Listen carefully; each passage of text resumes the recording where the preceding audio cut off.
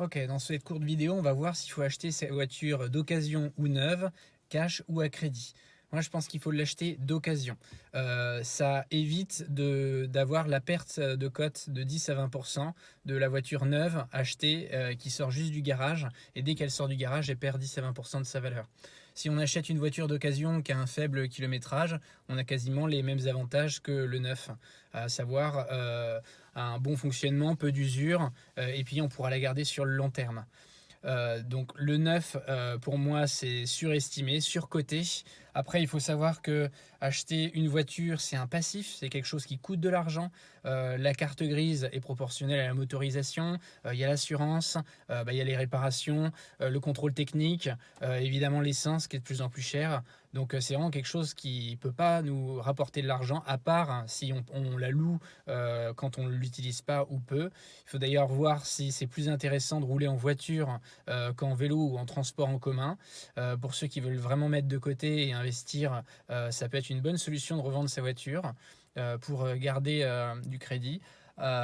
Immobilier, parce que c'est ça l'objectif, nous c'est d'emprunter et d'investir le plus possible. Et du coup, ça amène au deuxième point, s'il faut acheter cash ou à crédit. Il ne faut pas l'acheter à crédit parce que le crédit, c'est un passif, même chose, ça va nous coûter de l'argent et ça va être vu par la banque comme une mensualité, une charge supplémentaire, et du coup, notre capacité d'emprunt va être diminuée. En plus, pour acheter un passif qui va nous coûter de l'argent. Donc, l'idée, c'est de l'acheter cash, mais à un montant faible et proportionnel à son salaire annuel.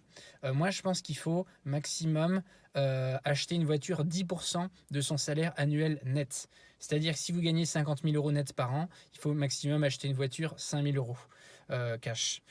Et pour quelqu'un qui gagne le SMIC, par exemple 1 200 euros par mois, x 12, on est à 14 400, et bah du coup, il faut maximum l'acheter 1 400 euros. Donc en fait, c'est un peu le concept de la voiture poubelle. C'est vrai qu'on roule dans une poubelle. Mais il y a plusieurs intérêts à ça. C'est que déjà la carte grise sera souvent moins chère avec l'usure de la voiture. Après, on n'aura pas une voiture qui sera tape à l'œil, donc pour la garer et en termes de délinquance, on ne sera pas trop gêné. Et puis, c'est une voiture qui craint pas, même s'il y a une rayure ou un petit impact, on s'en fiche. Donc voilà ce que je pense sur la voiture. Là, personnellement, vous voyez bien que je roule dans une voiture, c'est une Golf 7 de 2007. Je l'avais acheté il y a 2 ans, 4 200 euros. Elle avait 56 000 km, maintenant on est à 96 000. Vous voyez, l'état de l'habitacle, il est pas top, mais la motorisation est top. Après, quand on achète d'occasion, on n'a pas les garanties du concessionnaire, par exemple, ou avec un particulier.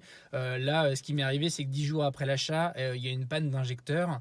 Mais j'ai pu m'arranger avec le particulier qui me l'a vendu parce que lui était anciennement concessionnaire chez Volkswagen, et du coup j'ai pu voir aussi les dessous de l'histoire parce que j'ai été chez le concessionnaire aussi pour voir ce qu'ils pouvaient faire. Eux, pour le diagnostic, ils me demandaient 160 euros, juste le diagnostic, sans les réparations. Et puis du coup c'était une pièce à changer, même chose chez le concessionnaire qui était en vente 500 euros, et lui il a fait la réparation gratos, il savait le faire, et je l'ai pu l'acheter au prix 300 euros. Ce que je veux dire, c'est que oui, avec l'occasion, on prend le risque d'avoir des pannes importantes, mais on ne vit pas au-dessus de ses moyens. Et puis c'est un équilibre à avoir entre une voiture qui a peu de kilomètres mais qui va être plus cher, et si elle a trop de kilomètres, là on va être sur un dilemme, avoir un peu trop de réparation et peut-être des coûts de réparation supérieurs au prix de la voiture, et c'est à ce moment-là qu'il faut peut-être changer.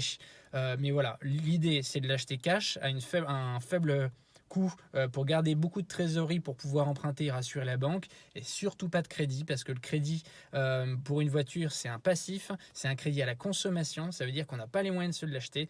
Et le crédit à la consommation, pour moi, il est vraiment à bannir, parce que ça veut dire que si vous faites un crédit à la consommation, vous n'avez pas l'argent pour l'acheter. Et en plus, vous payez des intérêts d'emprunt qui sont beaucoup plus élevés que pour un prêt immobilier. Donc c'est quelque chose qui va vous coûter de l'argent supplémentaire. Voilà ce que je pense. Donc il faut acheter une voiture d'occasion, une poubelle, moins de 10% de son salaire annuel, et puis à cash.